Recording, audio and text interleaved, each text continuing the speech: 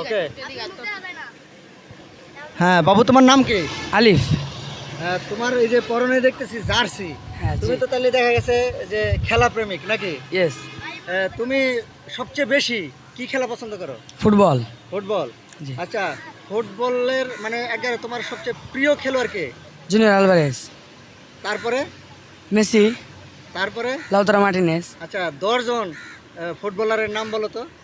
Junior Alvarez, Messi, তারপরে Lautaro Martinez, Casemiro, তারপরে Vinicius Junior, Neymar Junior, Mbappe, Ronaldo, আর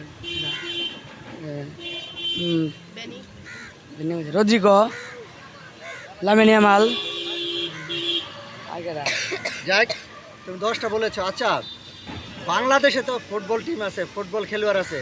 জি। বাংলাদেশের 3 জন ফুটবলারের নাম বলো তো। জামাল ভুঁইয়া, মুরসালিন, আর রাকিব।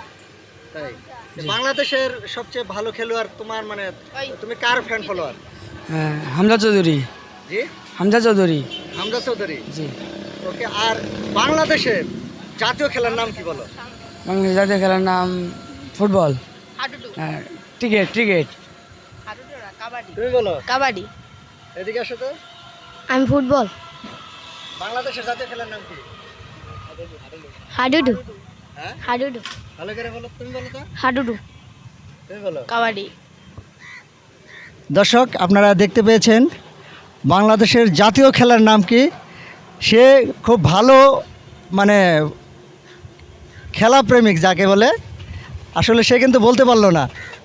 আপনি বলবেন, আপনারা বলবেন বাংলাদেশের জাতীয় খেলার নাম কি?